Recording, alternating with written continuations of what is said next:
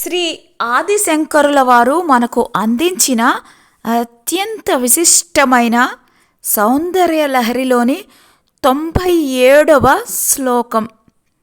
గిరా మాహోర్ దేవీం ద్రుహిణ గృహిణీం ఆగమ విధో హరేః పత్నీం పద్మాం హర సహచరీం అద్రి తనయాం తురీయ కాపిత్వం దురధిగమ నిస్సీమ మహిమా మహా మాయా విశ్వం భ్రమయసి పరబ్రహ్మ మహిషి.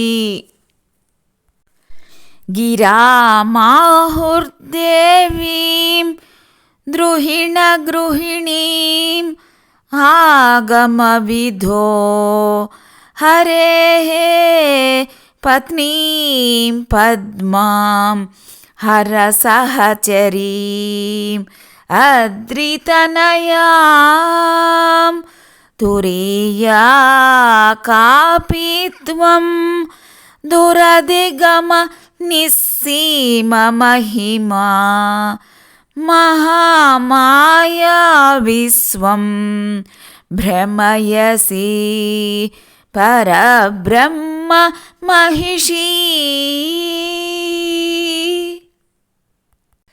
అమ్మా, ఓ పరబ్రహ్మ రాణి, వేదాంతవేత్తలు నిన్ను సరస్వతీదేవిగాను, హరి పత్నియగు శ్రీ మహాలక్ష్మిగాను, శివ పత్నియగు పార్వతీదేవిగాను వర్ణిస్తూ ఉన్నారు.